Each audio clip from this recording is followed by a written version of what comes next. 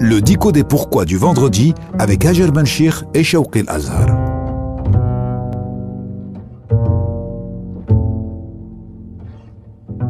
Shawqi El-Azhar, docteur en théologie, bonjour. Bonjour Hajer.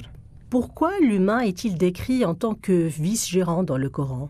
Oui, en effet, le Coran nous dit وَإِذْ قَالَ رَبُّكَ لِلْمَلَائِكَةِ إِنِّي جَاعِلٌ فِي الْأَرْضِ خَلِيفَةً. Lorsque ton Seigneur dit aux anges, je vais établir sur terre un vice-gérant. Maintenant, dans les recueils de tafsir, donc dans les livres d'exégèse arabe, les savants ont débattu sur ce terme, le khilafa ou le khalifa, c'est qui et qu'est-ce que ça veut dire. Et il y a toute une panoplie d'opinions qu'on n'aura pas le temps d'exposer ici, mais plusieurs savants anciens et surtout contemporains s'accordent à dire que l'humain est le vice-gérant, khalifatullah, le vice-gérant de Dieu. Et donc ça, c'est l'opinion de certains nombres anciens savants. Même d'ailleurs, Ibn Taymiyyah lui-même, dans certains de ses écrits, il va dans ce sens-là, parce que souvent il est mal compris. On a l'idée qui est fausse que Ibn Taymiyyah il est contre cette idée, mais c'est pas vrai.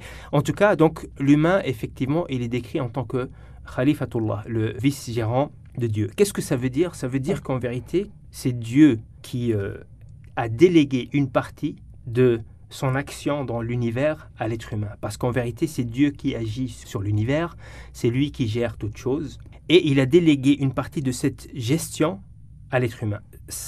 Quelle partie a-t-il délégué ? Eh bien, justement, on trouve cette partie-là dans le Coran, mais on la trouve aussi de manière empirique, c'est-à-dire si on regarde autour de nous, si on regarde là où ça va mal, c'est cette partie-là qui a été déléguée à la responsabilité humaine, et c'est là où l'humain doit agir. Pourriez-vous nous donner un exemple pour que ça soit un peu plus clair ? Là où ça va mal, notamment, c'est à l'intérieur de l'être humain. C'est entre l'humain et lui-même. C'est sa dimension spirituelle, sa dimension psychologique, etc. Donc, à l'intérieur de l'être humain, certains savants ont appelé ça le microcosme. L'humain est le microcosme. C'est l'alam saghir. C'est un petit monde qui, en fait, fait miroir au macrocosme, au monde, à l'univers qui nous entoure. Donc il y a un univers à l'intérieur de l'être humain. Et une des premières tâches que Dieu a déléguées à la responsabilité humaine, c'est de gérer cet univers intérieur. Donc l'humain doit suivre l'exemple divin et doit gérer ce monde intérieur, ce qui se passe à l'intérieur de lui. Et ça, on le trouve dans le Coran, dans d'autres endroits où, par exemple, Dieu nous dit « وَالسَّمَاءَ رَفَعَهَا وَوَضَعَ الْمِيزَانَ » C'est lui qui a élevé le ciel, donc c'est lui qui a créé l'univers et il a établi la balance. « أَلَّا تَطْغَوْا فِي الْمِيزَانِ » Et votre tâche, c'est de ne pas perturber la balance. Donc en vérité, Dieu a établi la balance dans l'univers et c'est lui qui la maintient. Et une de nos responsabilités, c'est de maintenir une partie de cette balance et entre autres cette partie qui se trouve en nous. Parce qu'effectivement, Dieu a créé toute chose avec une certaine mesure. وَكُلَّ شَيْءٍ خَلَقْنَاهُ بِقَدَرٍ. Donc Dieu a créé toute chose à partir d'une certaine mesure. Et dans nous, il y a des mesures à garder. Je vous donne un exemple.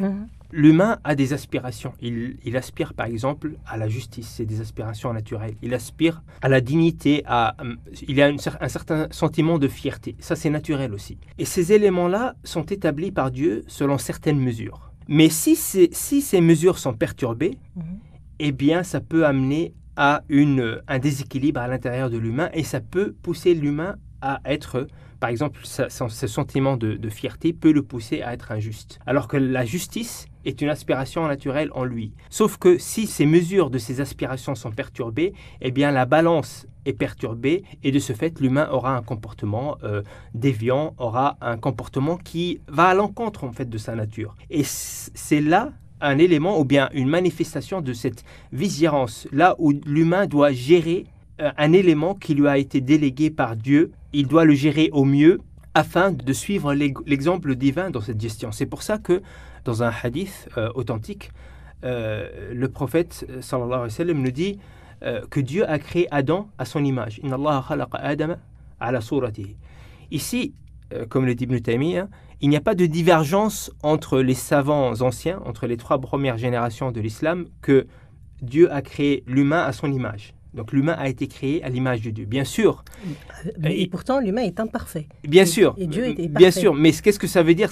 Dieu, en vérité, a créé l'univers à son image. C'est-à-dire que Dieu est beau et dans l'univers, on trouve la beauté. Dieu est juste, dans l'univers, on trouve la justice. Dieu est puissant, et dans l'univers, on trouve la puissance. Mais ces attributs qu'on trouve dans l'univers, ces attributs divins qu'on trouve dans l'univers, sont imparfaits. Ce ne sont pas les attributs divins dans leur perfection divine. C'est des attributs divins imparfaits qu'on trouve dans l'univers et dans l'être humain. Maintenant, la tâche de l'être humain, c'est d'essayer d'être fidèle à ces attributs divins-là. C'est pour ça qu'on trouve dans le Coran à plusieurs reprises que le Coran nous invite à suivre l'exemple divin. Par exemple, dans un verset, Dieu nous dit donc, qu'ils pardonnent et qu'ils soient tolérants, ne souhaitent-ils pas qu'Allah leur pardonne, Wallahu ghafur rahim, alors qu'Allah est pardonneur. Donc, ce verset nous dit qu'Allah est pardonneur, c'est un de ses attributs, et donc vous devez suivre l'exemple divin. Donc, dans cette gestion, mais il faut faire abstraction de l'imperfection qui existe en nous. Tout à fait, parce que dans tous les cas, l'humain restera humain, ne sera jamais divin, mais c'est un idéal auquel il faut aspirer. Donc, aspirer vers cet idéal divin afin effectivement de gérer ce monde intérieur qui est en nous, et de ce fait, on sera qualifié de vice-gérant. Shawqi El-Azhar, docteur en théologie, merci.